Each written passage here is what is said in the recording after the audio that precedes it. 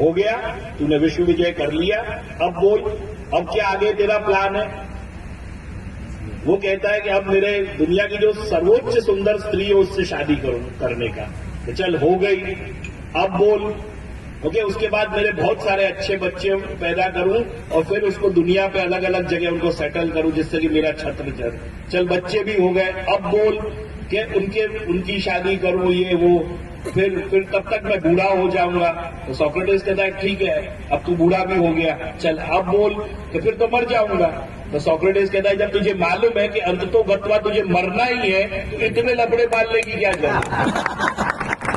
तो हम सबको एंड खबर है, ठीक है, बाकी सब कोई मच्छर बनेगा, कोई अजगर बनेगा, हम नहीं बनने वाले, क्योंकि चंद बाबा ने गारंटी ली है कि ब्रह्म संबंध करना, सर्वेशा मधेय जीव हो सर्वदोष, तुमको तो मैं गोलोक की प्राप्ति कराऊंगा। इसीलिए तो माला पे रामड़ी होती है कि हमको 100% गोलोक, हमारे आगे भी लिखा जाता है गोलोकवासी, बाकी सब तो स्वर्गवासी लिखते हैं। स्वर्ग का मतलब क्या कि 84 लाख योनि में एक योनि 24 घंटे में मच्छर की योनि, चिड़िया की योनि, ये स्वर्ग की योनियां है।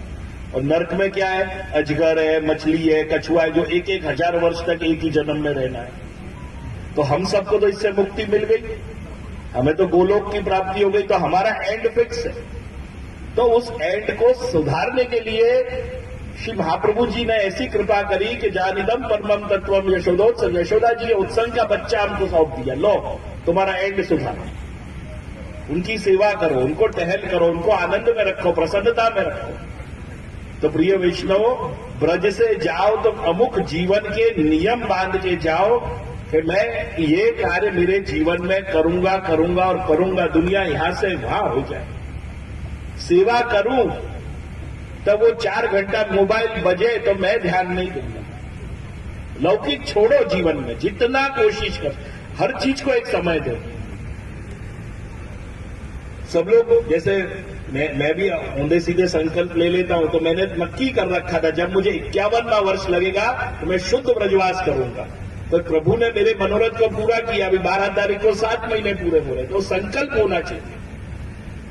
और ठाकुर जी चंद बाबा ऐसी कृपा कर रहे हैं कि रोज प्रेजेंट देता हूं उनको, एक टिक आ जाती है, कहा प्रेजेंट सर हो गया ये। तो ये आपके संकल्प का भाव है।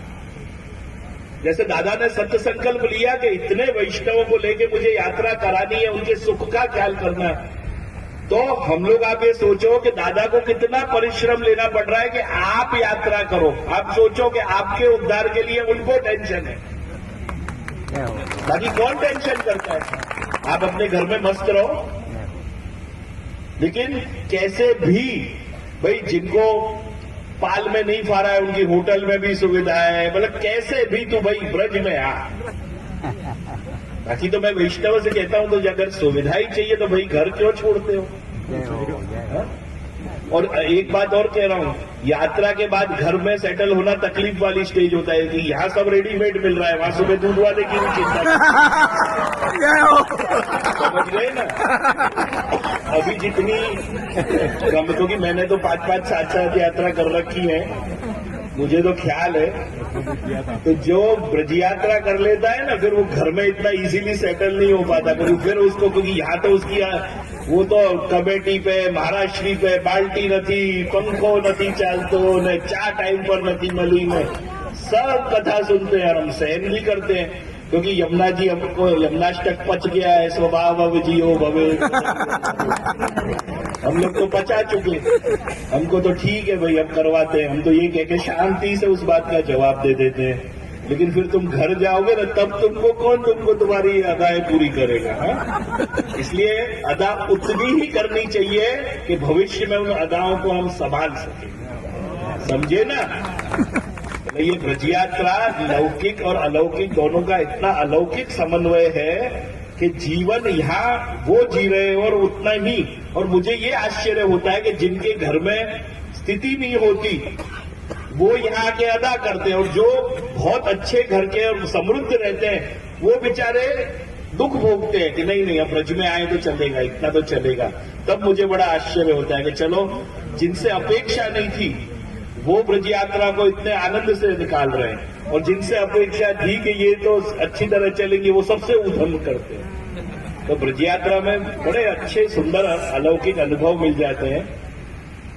तो प्रिय वैष्णव, मैं मानता हूं कि ब्रज के विषय में जैसे मैंने पहले ही शुरुआत की कि 6 हर्डल्स आपको अपने जीवन में आत्मसात करना, अब तक नहीं किया है तो आगे नियम ले लो कि मैं किसी के प्रति अनादर नहीं सोचूंगी, ब्रजवासियों के लिए तो बिल्कुल नहीं सोचूंगी, वल्लभ के लिए कदापि नहीं सोचूंगी, क्योंकि उत्तम श्लोक दास की वार्ता हम सब वैष्णव को याद करनी चाहिए।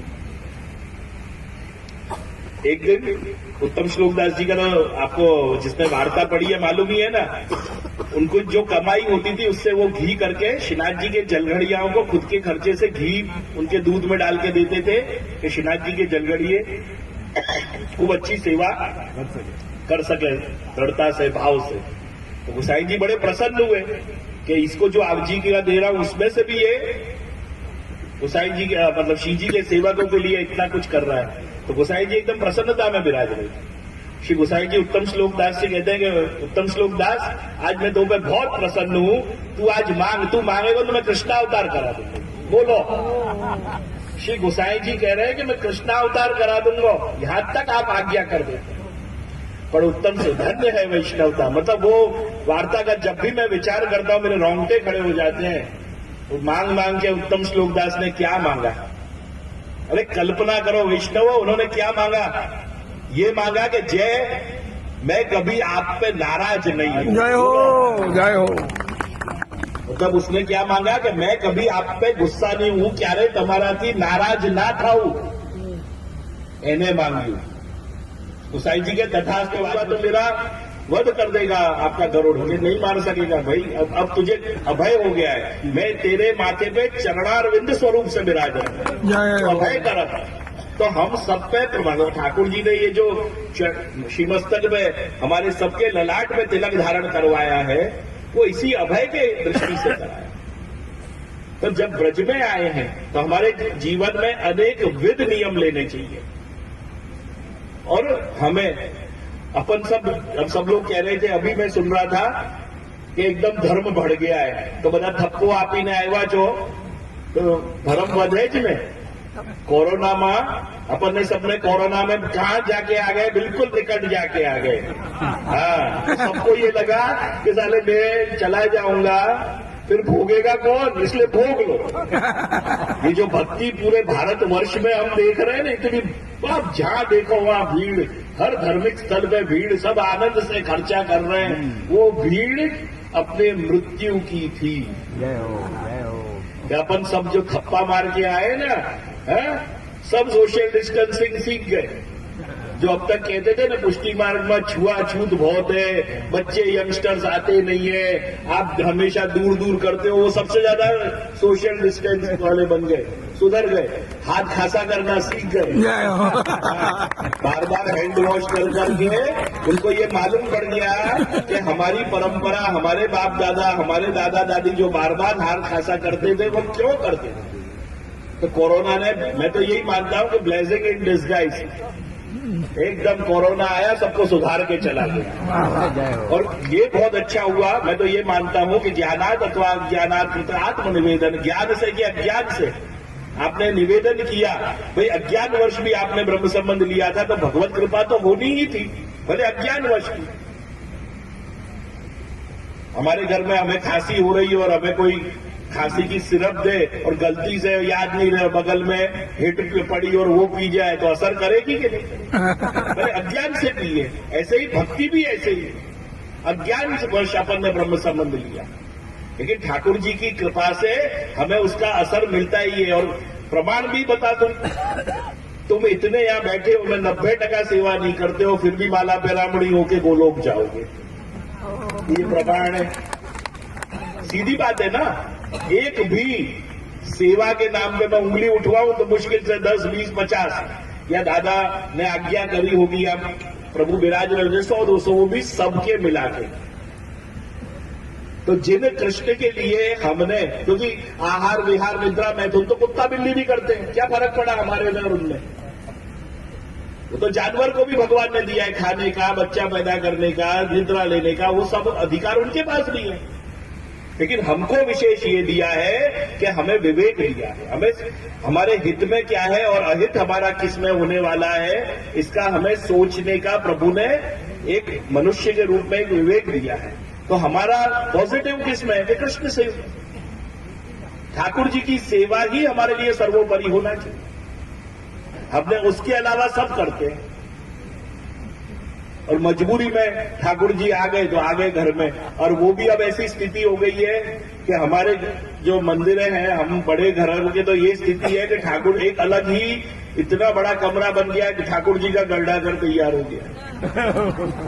इसका कारण यही है कि जीवन पर्यंत आपके घर में मिश्री दूध घर नागरी की सेवा चली है तो अन्नप्रसादी ही खाया है, तो वो जीव कभी, महाप्रभु जी के शब्द क्या है, असमर्पित वस्तु नाम तस्मात वर्जन, तो एक शब्द है कि मात्र असमर्पित छोड़ दो बस। ना उसमें दूध घर आता है, न सकड़ी आती है, न अनसकड़ी आती है, जो आप खा रहे हो ठाकुर जी को धर के खाओ बस। इतना सा ही अगर हमारे जीवन में वो चीज चल गई तो हमारे मंदिरों में ठाकुर जी नहीं आएंगे ग्वाल में। जब घर की संपत्ति हमारे घर में रहती है तो हमारे घर के ठाकुर जी क्यों बाहर जाते हैं? सही बात। हमें सब पे इस बात पे ब्रज में डोल रहे हैं, हमें ये चिंतन करना चाहिए। इसलिए ये ब्रज यात्रा है, ये वैराग्य की अवस्था है, ये सुविधा के लिए नहीं है, ये आपके लौकिक की कोई भी इच्छा पूरी करने के लिए नहीं है, ये अलौकिक की प्राप्ति के लिए है। एकम शास्त्रम देव की पुत्र जीतम, एको देवो देव की पुत्र, मंत्रोपेकम तस्य नामानि यानि, कर्मोपेकम तस्य देवस्य। साक्षात जगन्नाथ जी ने ये जवाब दिया है कि हमारा जीवन का एक मनुष्य का कर्म क्या है। एकम शास्त्रम देव की पुत्र गीता, कृष्ण के द्वारा कही गई गीता एकमात्र शास्त्र है। एको देवो देव की पुत्र, एकमात्र देव जो पूजनीय है वो यशोदोत्संग लालित कृष्ण है। मंत्रोपेकम दस्य नामानि यानि, श्री कृष्ण शरणम ममा, हे कृष्ण मैं तेरी शरणागत हूं, वे उसका महामंत्र अपने सबन के जीवन में, वो महामंत्र हमारे लिए महामंत्र रूप है। और कर्मोपेकम तस्य देवस्य सेवा, उसके चरण कमल की सेवा करना, उसकी टहल करना, यही हमारे जीवन का मर्म रहना चाहिए, यही वैष्णव जीवन है, इसी पे ही हमें आगे बढ़ना है। और ये प्रभु आपके मनोरथ, आप संकल्प लो तो आप प्रभु मनोरथ पूरे करते ही हैं। आप छोड़ करके तो देखो। लेकिन यहां आके भी यात्रा कर रहे, अष्टाक्षर बोल नहीं रहे, कान में मोबाइल लगा के शेयर मार्केट क्या कह रहा है, तो यार हद हो गई। अरे यहां तो छोड़ो, ये 40 दिन तो ठाकुर जी किसी का एहसान नहीं रखते। पहली बात, तुम 40 दिन छोड़ के देखो लौकिक, वो 160 दिन का बढ़तर दे देता है। जय हो। ये ठाकुर जी थोड़ी बदनाम होना चाहेगा कि मेरे नाम पे उसने यात्रा की और उसको नुकसान हो गया। तो प्रिय वैष्णवों, हम ब्रज में सब बैठे हैं, हमारे जीवन का हमें वो कर लेना चाहिए कि हम कहां तक जाना है। एक ग्रीक थिंकर थे सोक्रेटिस, उसका बहुत सुना था सबने कि भाई सोक्रेटिस बहुत बड़े थिंकर हैं और बहुत वो, तो नेपोलियन उसको मिलने गया। अब मिलने गया तो वहां वो पड़ा था नग्न अवस्था में, मस्ती में एकदम। तो नेपोलियन उसको मिल रहा था तो पूछा, भैया कैसे आए, क्यों आए?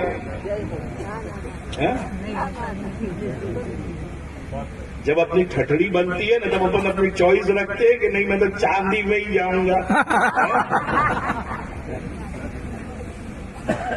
तो थोड़ा जब यात्रा कर रहे हैं ना, तो यात्रा की एक बहुत अच्छी बात है, मुझे एक दोहा याद आ रहा है।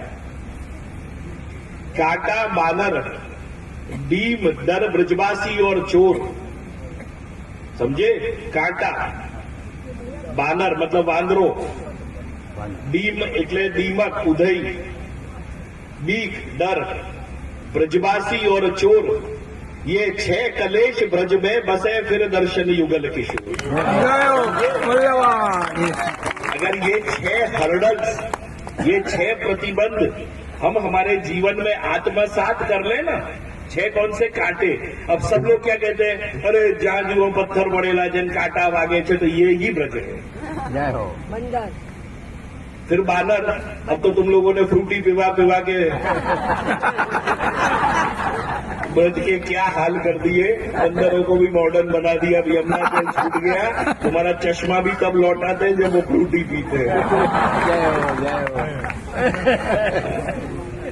काटा बानर दीम, ब्रज में कहीं भी कितना भी अच्छा फर्नीचर बनाओ, दीमक है और है।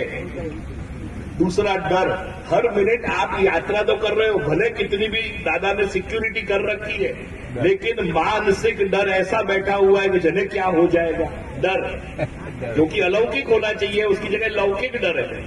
हमें हमारे उद्धार का डर होना चाहिए कि हम ऐसा कुछ नहीं कर दें कि हमारा उद्धार रुक जाए, हमारे प्रभु हमसे रूठ जाए।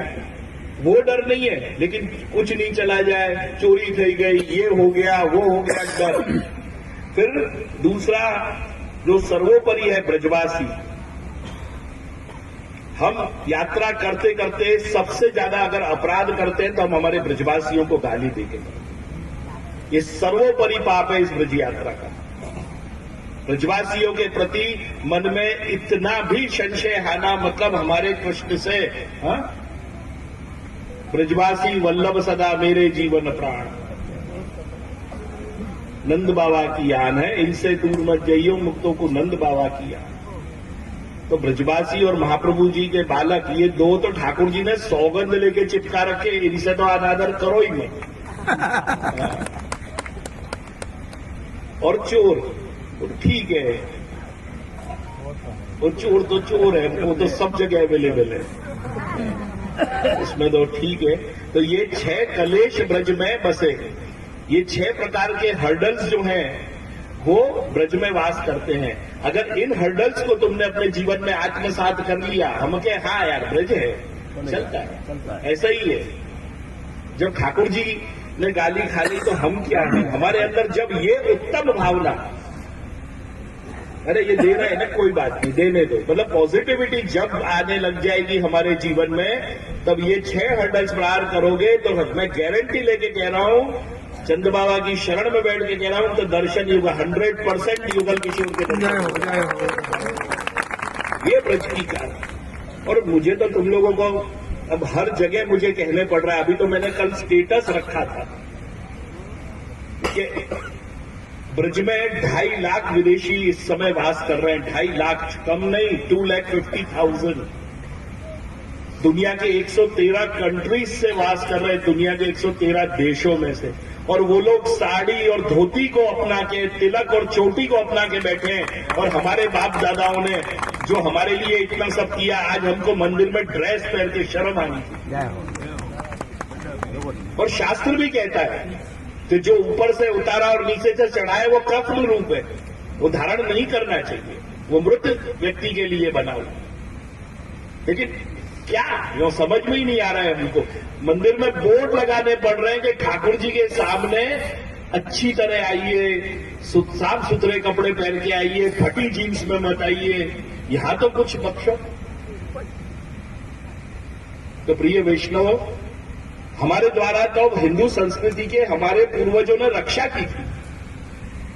अपन बंडी पहनते हैं, धोती पहनते हैं, पहरना किया जाता है कि जिसको पहरा जाता है, उतारा चढ़ाया नहीं जाता। वही शास्त्र आज्ञा से, वैदिक आज्ञा से और सेवा की आज्ञा में ये चीज इसीलिए आ रही है, और वो हमें आग्रह रखना ही चाहिए। और कुछ तो नहीं तो चलो हम हमारे लाइफस्टाइल को अपन आगे कर लें कि भाई हमारी लाइफस्टाइल ऐसी नहीं है, तो ठीक है, कोई बात नहीं। पर कम से कम चंपारण जाओ, श्रीनाथक द्वारा जाओ, कि ब्रज में आओ, उतने दिन तो ये वेश में आ जाओ, उतने दिन तो अपने आप को वैष्णव फील करो, ताकि तुम दुनिया में कैसे भी जियो। लेकिन जब ब्रज में आ गए, छोड़ दो चप्पल। क्यों छोड़नी है? वो इसलिए छोड़नी है, मुक्ति कहे गोपाल सो मेरी मुक्ति करा। ब्रज रज माथे लगे, मुक्ति मुक्त हो जाए। तो जब नीचे से ही वो वाइब्रेशंस ब्रजरज के लगेंगे, जहां ठाकुर जी चलते थे, दौड़ते थे, भागते थे, वो वाइब्रेशंस हमारे अंदर आने लग जाएंगे, तो क्या हम मुक्त नहीं होंगे? हम हर तरह से मुक्त हो जाएंगे। तो ये आग्रह की आवश्यकता है। हम वैष्णव हैं, हम हमेशा आदत पड़ गई है हिंदू मात्र को कि हम अन्य संप्रदायों को टोकते हैं कि वो देख ऐसा है, वो ऐसा है, पर हमारे में आचरण ही नहीं है। आज तिलक लगाने को कहना पड़ता है। आज मैं सुन रहा था हमारे अनुज श्री रघुनाथ जी किसी को समझा रहे थे तिलक के लिए कि भाई तिलक का अपमान हो जाता है अगर हम सब जगह लेके चले तो। अरे अपमान हो जाए तुम सुधर जाओगे तिलक लगने से कि गलत जगह नहीं जाओगे। तिलक लगाने के बाद तो तुम सुधर जाओगे। और श्रीमद् भागवत का हमें कल विचार करना चाहिए। नमो भगवते तस्मै कृष्णाय भूतकर्मणे रूप नाम विदेन जगत रति जोयत प्रभु नंद कुमार में स्वामी कृष्णानंद कृतार्थो हम कृतार्थो हम कृतार्थो हम।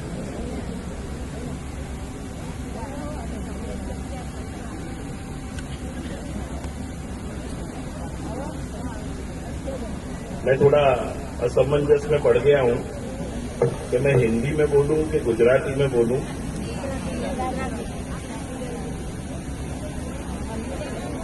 लेकिन फिर दादा से विनती करी मैंने अंदर अभी।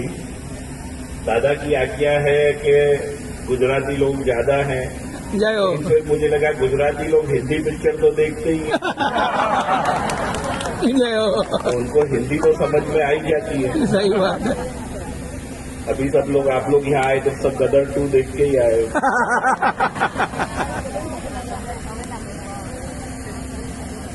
मेरे परम सौभाग्य है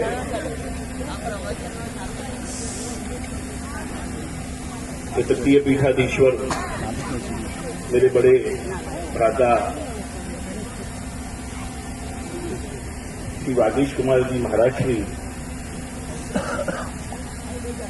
ये व्रज यात्रा आप गादी विराजने के बाद प्रथम वक्त व्रज यात्रा लेके वल्लभाधीश ये मेरे लिए बहुत सौभाग्य की बात है कि आप गादी विराजे और आप सबको भी ये सौभाग्य प्राप्त हुआ कि आप एक पीठाधीश्वर के छत्र छाया में इस महाकुंभ में सम्मिलित हो सके।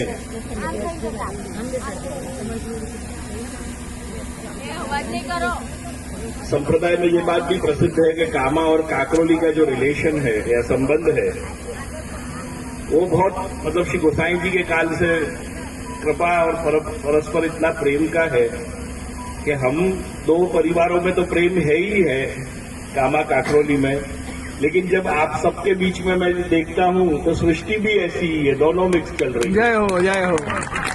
तो बहुत प्रसन्नता हो रही है। ऐसा कहीं भी 1 मिनट भी नहीं लग रहा कि हमारे प्रिय जयेश भाई ने कहा कि गुजरात पर दृष्टि रखना, पूरा गुजरात यहीं आ गया है।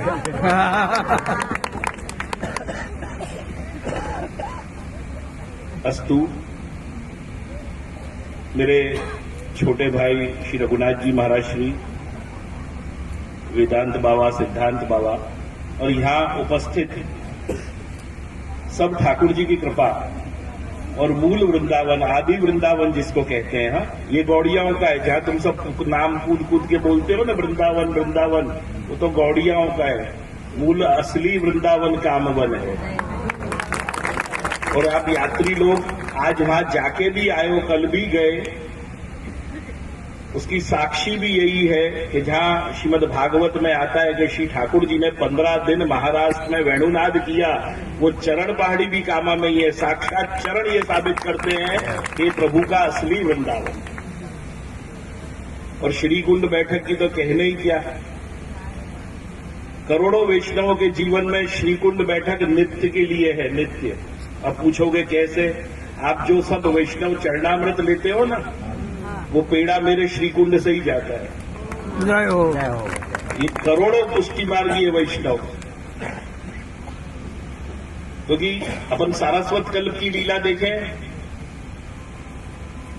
तो सारस्वत कल्प में जब गोपियों को, स्वामी जी आदि को अहंकार हो गया था महाराज के बाद कि हमारे बिना आपका कोई अस्तित्व नहीं है, तो प्रभु ने अंतर ध्यान लीला की। अब वो जब अंतर ध्यान लीला की और प्रभु से जब सबको विप्रयोग हुआ, तो जो विप्रयोग के आंसू निकले उससे श्रीकुंड बना। इसीलिए हमारे जीवन में विप्रयोग का इतना बड़ा स्थान है कि हम नित्य प्रति उस विप्रयोग को चरणामृत के द्वारा अंगीकार करते हैं कि हे ठाकुर जी, हमें भी ऐसा विप्रयोग हो कि आप हमारे चित्त में हमेशा है बने रहे।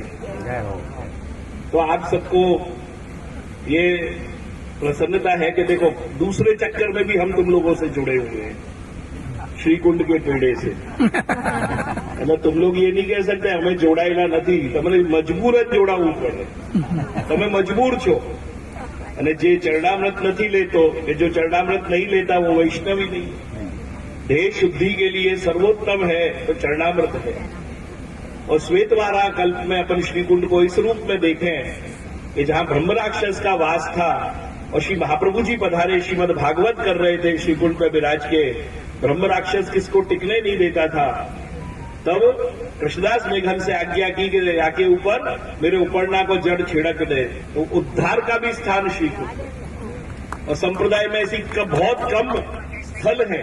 ब्रज में तो 2-3 ही है. बाकी संप्रदाय में आपको बहुत कम स्थल मिलेंगी जहाँ श्री महाप्रभु जी, श्री गोसाई जी, श्री गिरधर जी, श्री गोकुलनाथ जी, श्री गोविंद जी इनकी बैठक एक जगह पर है.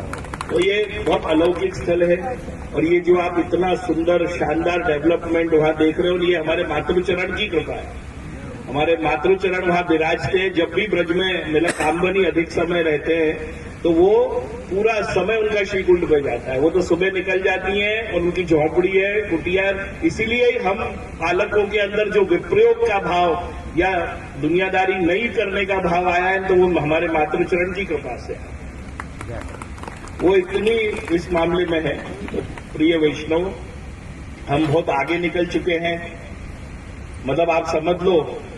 और मतलब आप लोगों में से कितने लोग ऐसे हैं कि जो ये समझ रहे हैं कि इतने दिन खत्म हुए हैं. सब लोग गिनती गिनने लग गए. 40 दिन की यात्रा है, अरे 20 दिन गए. इसका मतलब है कि आपने इच्छा यात्रा की नहीं, खाली सुविधा के चक्कर में जने क्यों आए हैं? जब अपनी ठठड़ी बनती है ना तब अपन अपनी चॉइस रखते हैं कि नहीं मैं तो चांदी में ही जाऊंगा. तो थोड़ा जब याद ચિરંજીવ પિંકી બાવા, વેદાંત બાવા, સિદ્ધાંત બાવા, ઉપસ્થિત વિદ્વજન અને ભાવિક વૈષ્ણવજન,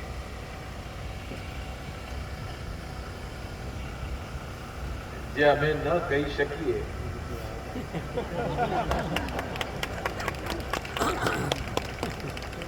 કે મહારાજશ્રીએ બધું જ કહી દીધું છે.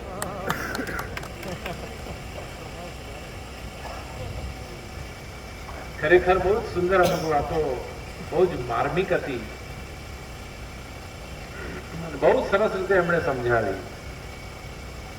હું જયારે મુંબઈ ભણતો તો એક મહારાજશ્રી મારી સાથે ભણતા હતા. એ મહારાજશ્રીને ભણાવવાની જવાબદારી મારા પર મૂકવામાં આવી કે આમને જરા ભણાવજો. તો એ મહારાજશ્રીએ મને કીધું કે જુઓ, સિદ્ધાંતની વાત હોય ને તો મને પહેલાથી કહી દેજો, પણ વાર્તાના દ્વારા સમજાવશો કે કહાની કિસ્સાથી સમજાવશો ને તો જ મને સમજ પડશે. તો આજે બહુ જ સુંદર પ્રમાણો સાથે,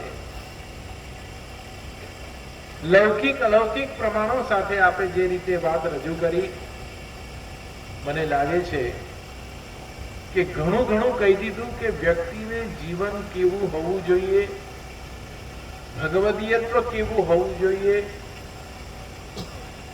મુક્તિની અપેક્ષા નથી પણ અહીંયા જ મુક્ત થઈને જવાય એવી પરિસ્થિતિ છે આ માર્ગની. એ બાબતની પણ આપણે ચર્ચા કરી. તો મને લાગે છે કે ઘણું બધું ગાગરમાં સાગર સમાન આજનું આ વક્તવ્ય આપનું શ્રવણ કરવા મળ્યું. મને પણ લાભ ઘણા વર્ષ પછી મળ્યો છે.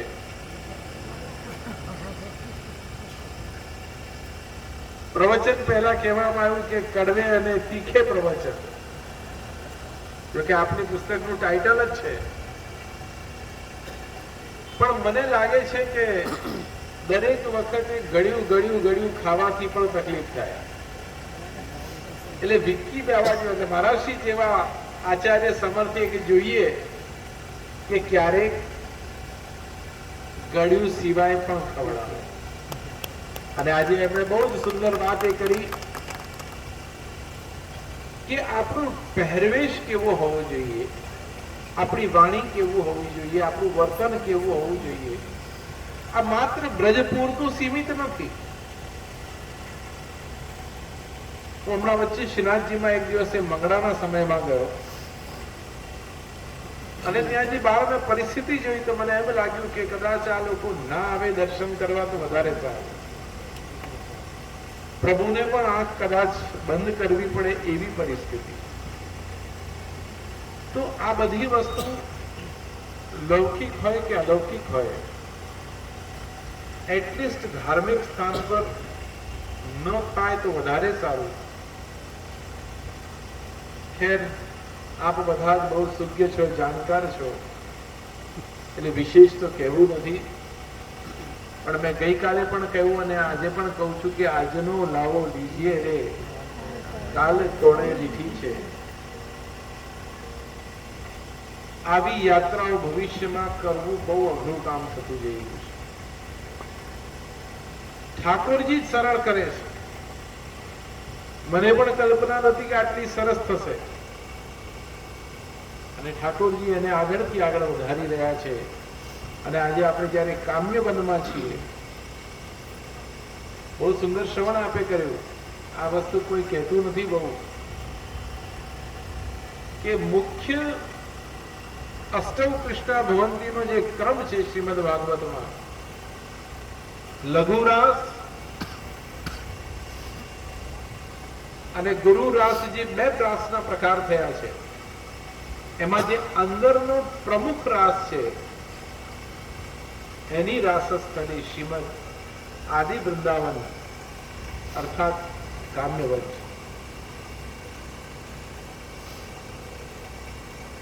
84 યોજનનો એનો એક ફેરો છે. શ્રીમદ ગોકુલ એ 84 યોજન છે. એવી રીતે ઘણું બધું અંદર કે પ્રસંગ. હવે એ સ્થળ અવેલેબલ નથી તો ત્યાં જવું જરૂરી છે. મેં કીધું કે ત્યાં ઉભા રહીને હાથ જોડી દેજો કે એ સ્થળ પર અમારી દંડવત સ્વીકાર થાય. હવે સ્થળ જ નથી તો આપણે શું કરી શકીએ? પરંતુ આજે હું એટલી વાત ચોક્કસ કહીશ કે બ્રજમાં આવ્યા છીએ તો બ્રજનો આનંદ આપ અવશ્ય માણો. અને આજના વચનામૃત ખરેખર બહુ માર્મિક હતા.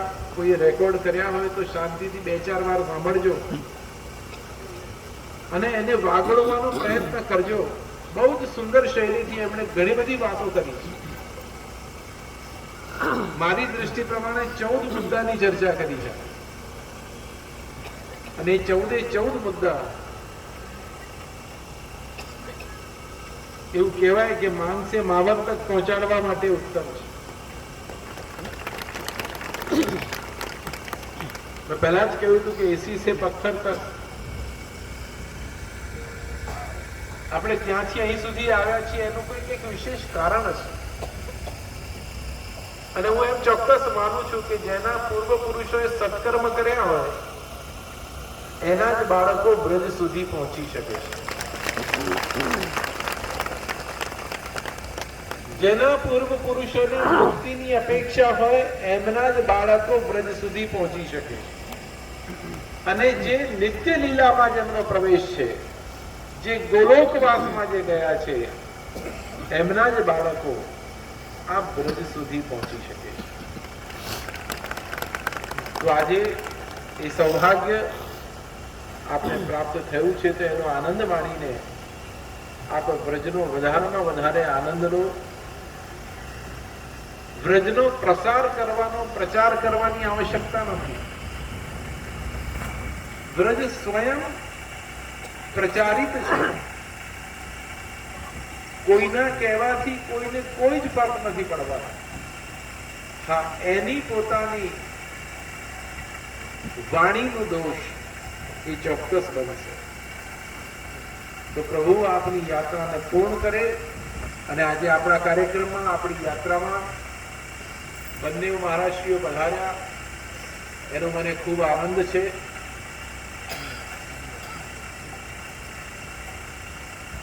એમની પરંપરા સાથેનો અમારો જે નાતો છે, જે સંબંધ છે, મને યાદ છે કે એક વખત ગિરધરલાલજી મહારાજ અહીંયા બિરાજતા હતા અને મારા પિતૃચરણ અહીંયા પધાર્યા અને અહીંયા પધાર્યા પછી એમને અચાનક ઈચ્છા થઈ કે મારે સેવા કરવી છે. તો મુખિયાજીને કહ્યું કે મુખિયાજી સેવામાં આવવું છે. તો મુખિયાજી પણ એટલા ટ્રેન્ડ હતા એ જમાનામાં. મહારાજશ્રીને પછી પૂછ્યું એમણે અને આજ્ઞા કરી કે ના આપ સેવા કરો. પૂજ્ય પિતૃચરણ જનપસ કરીને અને બહાર પધાર્યા અને પછી ગિરધરલાલજી મહારાજશ્રીથી વાત કરી તો કે આપે આજ્ઞા લેવાની જરૂર નથી, આ આપણું ઘર છે. તો આવી પરંપરાઓ અમારા સંપ્રદાયની અંદર પણ ઘણા બધા એવા પરિવારો છે કે એકબીજા સાથે સંકળાયેલા છે. અને અમારે ત્યાંની તો એક રીત એવી છે, એ પણ કહી દઉં, હવે વાત નીકળી તો પૂરી જ કરીએ. કયા ઘરના આચાર્યને ઘરના મૂળ સ્વરૂપની કેટલી સેવા આપવી ને એ પણ અમારે ત્યાં લખાણમાં આવે. એવું નથી કે કોઈ મહારાષ્ટ્રી આવ્યું હોય અમારે ત્યાં બધી જ સેવા કરીને જતું રહે, એવું શક્ય નથી. એ પરંપરાના આચાર્ય સાથેનો એનો સંબંધ કેવો છે એના ઉપર એનો સેવાનો અધિકાર આચાર્ય આપે છે.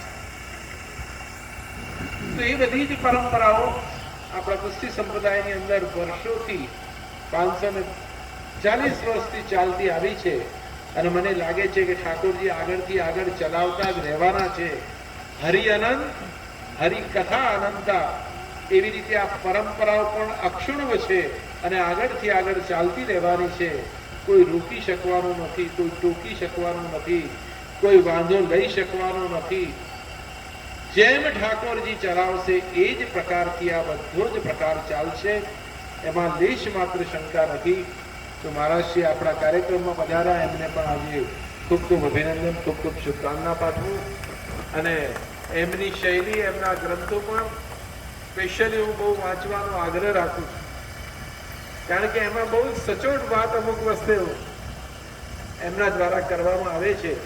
તો આજના દિવસે બંનેનું ખૂબ ખૂબ અભિવાદન, ખૂબ ખૂબ શુભકામના, ખૂબ ખૂબ મંગલકામના પાઠવું. અને આવી રીતે જ હજુ અમારી પદયાત્રામાં 1-2 વખત આપ પધારીને અને જે અમે નથી કહી શકતા એ થોડું વધારે કહી દો, એવી ઈચ્છા પ્રભુના ચરણારવિંદમાં રાખીને અલ્પોક્તિઓથી વિરામ લઉં. વલ્લભાધીશ કી જય.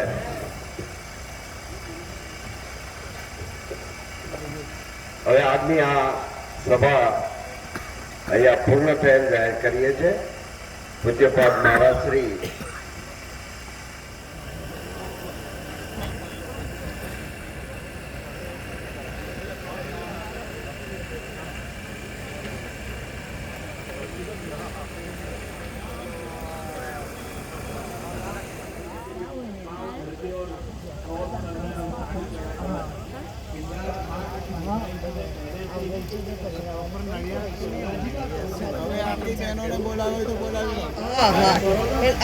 સાથે બધી બહેનોને પણ દર્શન કરવા. थोड़ी बैटरी ओછી છે મોબાઈલ कॉलेज में मिले થઈ ગયો पूरी कुंडली निकाल दी. હા बैठे बैठे હા મારે એવું છે.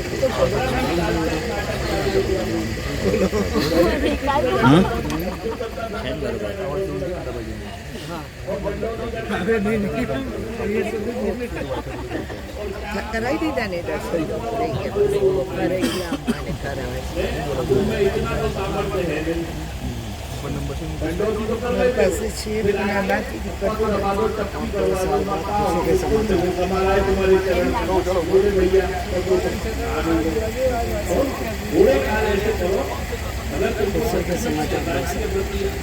अनुग्रह है, आस्था है, उनके ऊपर उनको भाव है, तो देखना ही नहीं है.